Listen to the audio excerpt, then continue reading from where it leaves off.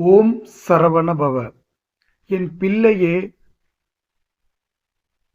நீ பெரும்பாலும் எதைப் பற்றி பேசுகிறாயோ அல்லது கற்பனை செய்கிறாயோ அதுவே உன் வாழ்வில் நிகழ்கிறது. கற்பனையான துன்பங்களை நீ தீவிரமாக நினைத்தால் அதுவே உன் வாழ்வில் நடந்து விடுகிறது. இருந்தும் சில பிள்ளைகள் இதுவரை மாறாமல் அதீத கற்பனை செய்து வருகின்றனர். உண்மை வேறாக இருக்கும்போது உங்கள் கற்பனை பயங்கரம் நிஜமாக நீங்களே துணை போகலாமா?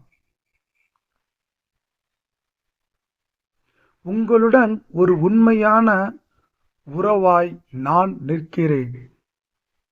எதையாவது இழந்து விடுவோமோ, இழந்தால் நம் நிலைமை என்னவாகும் என்று ஏன் கற்பனையான அச்சம்?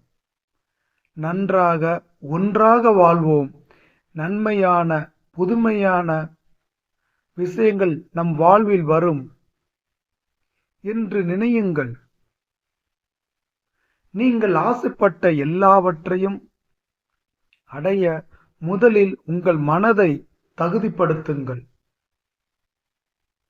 நம்பிக்கையோடு உங்கள் கடமையை செய்து உங்கள் உழைப்பை விருப்பமோடு செய்தால் கனவு நிஜமாகும். அந்த கனவு நல்ல கனவாக இருப்பது உன் மனதில் உள்ளது. நல்லதை மட்டுமே நினை, நல்லதே நடக்கும்.